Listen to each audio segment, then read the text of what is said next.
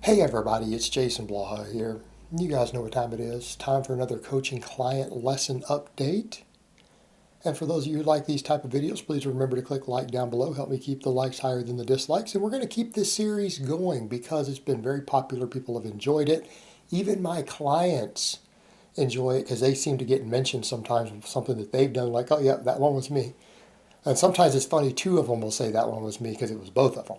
But over to the point. One of the things that I would say to all of you out there when you're dealing with your lifters and your clients, and this can apply to a lot of you too, is that people will not always tell you. Your lifters will not always tell you when something is hurt. And this is something that you have to do with clients, particularly motivated people. Because usually, if someone is willing to do the sort of training I'm going to subject them to, they're willing to hire a coach, they're probably highly motivated. Okay, these are people who are probably willing to push themselves a little harder than the average Joe out there. They're going to. It's by the very nature of the demographic of people who are going to hire a coach. But by that same token, a lot of you who are watching strength channels, you're watching strength training, strength coaching channels.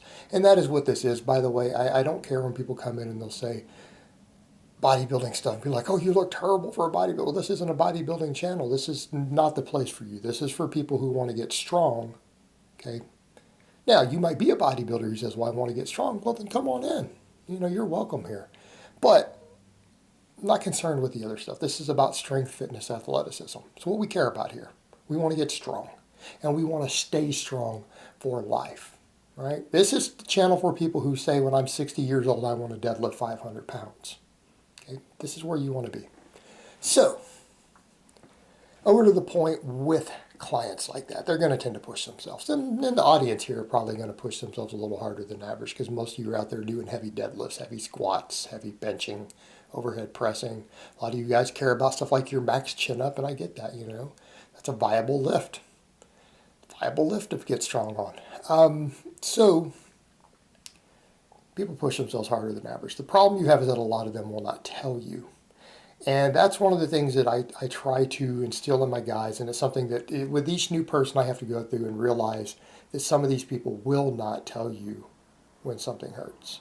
A lot of my guys will immediately, and I appreciate that. I love that. What they don't like, though, is when I have a guy who they tell me something hurts and I change their training immediately. They're like, but coach, I want to keep that lift in. That's not the lift that's hurting me.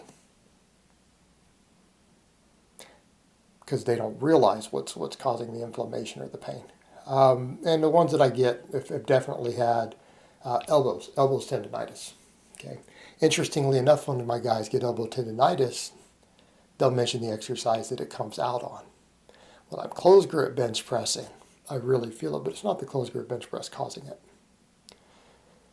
And you have to assess that and create solutions. Elbow tendonitis is going to be a big one, though.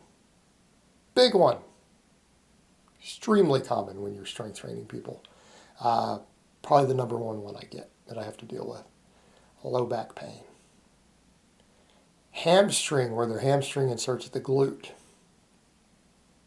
Hips. Had a guy who had a minor intercostal strain while doing a sumo deadlift.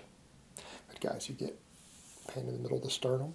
All right, these different aches and pains that we get. The reason you have to be aware of them, you have to address them, guys will train through them. And the reason they will train through them is because of this whole concept of no pain, no gain. And what I can tell you guys, or someone who trains like I do, that's not going to fly. I'm 43 and I hit maxes every day and volume work every day. When you're training like that, that'll be the death of your training. Like an aching, nagging pain that you decide to go ahead and just train through for the next week, that could be the end of your training career. You can't do what I do and get away with that. And that's something I try to instill in the clients early on and in my lifters and in all of you. And anyone who jumps up and says stupid stuff like, well, that's just being a pussy. Yeah, you're going to say that when you're going to be one of those guys who we make fun of. When I say all these guys my age are like, I used to lift. Yeah, that is going to be you. You're going to be a used to lift guy. You're going to be a used to lift guy. Because it's not going to be just about training through and not being a pussy when you wake up in pain every single day. What happens when you can't bench press anymore at all? Not even the empty bar. Okay, so we're going to run to the point where, no, we don't just train through the pain. And as soon as you start getting connective tissue pain, that's got to be addressed immediately. All right, how do we address these things? Well, we need corrective exercises, and I don't necessarily mean rehab, but band work, special exercise. We need to strengthen that area. Number two, we need to figure out what's causing it to take exercises out. And it doesn't matter how much you love an exercise or how valuable you think an exercise is. If an exercise is exacerbating connective tissue inflammation or joint pain, it has to come out, or we have to find a variation of it until we can correct that issue. Okay? And it's oftentimes not the exercise you think it is. It's almost, elbow pain is almost never caused by your heavy pressing. That's when you notice it. It's caused by your smaller movements. Cause elbow pain. Anything that puts the wrong stretch on the tendon, inflames the tendon on your smaller exercises, your tricep exercises, because we are going to do tricep exercises, right? If we care about strength and we look at the research and the data, triceps are one of the muscles that actually need small exercises. They really do. It's hard to build big, strong triceps bench pressing by itself. Okay, very difficult. And they're always going to be lagging. It's because they don't get activated as fully, but they can still be the limit on a bench press. It's kind of ironic. I notice push presses. Guys who do a lot of push presses, if they're not careful, be very prone to that same issue as well. So whatever's causing it's got to be rotated out. We don't train through it, we train around it. Okay? We don't take time off because something's hurt or we have a minor injury or inflammation. We find a way to train around it. We use lifts that don't exacerbate the problem. The guy tells me that his shoulder's starting to hurt. First thing we're going to do is bring his grip in on all of his pressing. Number two, we might have to limit range of motion. We might have to go to specialty bars. If any guys are telling me that their shoulder's hurting, we don't just keep bench pressing through that. If you do, then you're an idiot. But your clients won't always tell you, and you have to remind them, if you do not tell me, you're an idiot. Why are you paying me to coach you if you're not going to tell me you've got this pain? And it's exactly what it is, because I am scared you're going to take the bench press out. Yeah, or they have a lat that's feeling a little strained, and they love doing weighted chin-ups. Because I have a couple guys who they love weighted chin-ups, and when I take their weighted chin-ups away, they don't like it. And I'm like, we don't have to have weighted chin-ups to build a back. It's not necessary. It's a great exercise, but it can cause overuse issues if not regulated, just like anything else. We have to be willing to rotate it out. It's not going to hurt you to go to rows and curls for a little while. They don't like that. So they won't tell me when something's hurting from weighted chins. They'll blame it on another exercise, right? Guys will always blame another exercise.